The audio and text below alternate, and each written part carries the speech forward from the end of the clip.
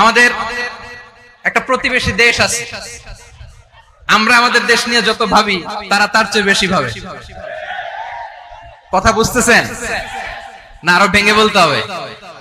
হ্যাঁ, আমরা আমাদের দেশ নিয়ে যত উদ্বিগ্ন, এদের আরো টেনশন বেশি। বলেন, আমাদের দেশে শান্তি আছে না নাই? আমরা হিন্দু মুসলিমে কখনো দাঙ্গা লাগে? আসতে বলেন, কেন লাগে?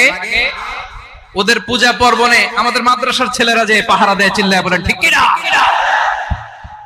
আমাদের তাফসির মাহফিলের সময় ওরা ডিস্টার্ব করে, ঢোল বাজায় না।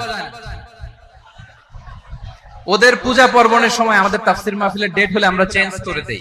সুবহানাল্লাহ, কি সাম্প্রদায়িক সম্প্রীতির রোল মডেল। আর ওই বাংলাদেশের ব্যাপারে তারা অনেক ডিসইনফরমেশন ছড়াচ্ছিল। ভারতের অনেকগুলো গণমাধ্যম, আমি জেনারেলাইজ করব না, আমাদের প্রতিবেশী দেশের সব গণমাধ্যমকে আমি দোষ দিতে চাই না, অনেকগুলো গণমাধ্যম তারা ডিসইনফরমেশন শেয়ার করেছে।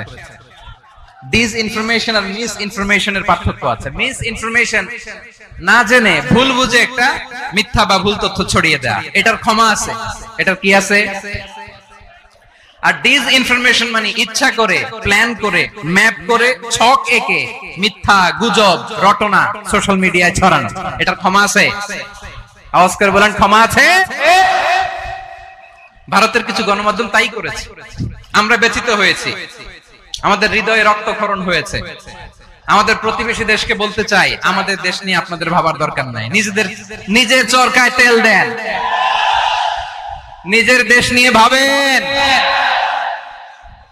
গত মাসের ভয়েস অফ আমেরিকার রিপোর্ট, বাংলাদেশে সংখ্যালঘু জনগোষ্ঠী আগের চেয়ে বেশি নিরাপত্তা পাচ্ছে। Report voice of America, Muslim report নাকি? মুসলিম জরিপ, ভয়েস অফ আমেরিকা। কথা বুঝে নাই বোধহয়। ভয়েস অফ আমেরিকা কি আমাদের রিপোর্ট? না, ভয়েস অফ আমেরিকার জরিপ, বাংলাদেশের সংখ্যালঘু জনগোষ্ঠী আগের চেয়ে ভালো নিরাপত্তা পাচ্ছে। শুধু এখানেই শেষ না, মাইক্রোসফটের একটা জরিপ শোনাই আপনাদেরকে। তারা সারা পৃথিবীতে গুজব, ভুয়া আর মিথ্যা নিউজ ছড়ানোতে কোন দেশ সেরা একটা রিপোর্ট করেছে। এর মধ্যে 1 নম্বরে এসেছে ভারতের নাম।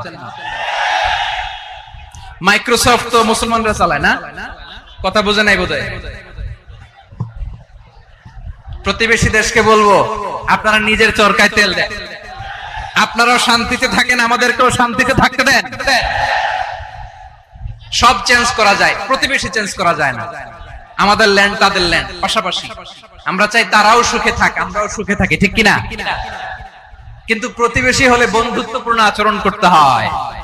প্রতিবেশী যদি বন্ধু না হয়ে প্রভু হতে চায়, এরকম দানব প্রতিবেশী কেউ চায় না। ভারত যদি বন্ধুত্ব উপহার দেয়, আমরা বন্ধুত্ব দিব। কি বলেন? কারোর সাথে বৈরিতা নয়, আলহামদুলিল্লাহ বলেন। কত চমৎকার পলিসি আমাদের। আমরা নির্বিবাদী, আমরা বাংলাদেশিরা শান্তিকামী।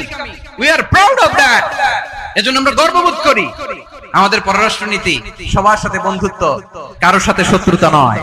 তাই প্রতিবেশী দেশকে বলবো, আমার ভাইয়েরা, আপনারাও আমাদের ভাই, বন্ধুত্ব দিলে বন্ধুত্ব পাবেন।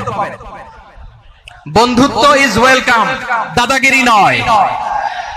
বন্ধুত্ব ওয়েলকাম, দাদাগিরি নয়। Loud and clear. ভারত যদি বন্ধুত্ব দেখায়, বন্ধুত্ব পাবে। কিন্তু ভারত যদি বাংলাদেশে আধিপত্যবাদ বিস্তার করতে চায়, বাংলাদেশের 18 কোটি জনগণ সেটা রুখে দেবে। ভারত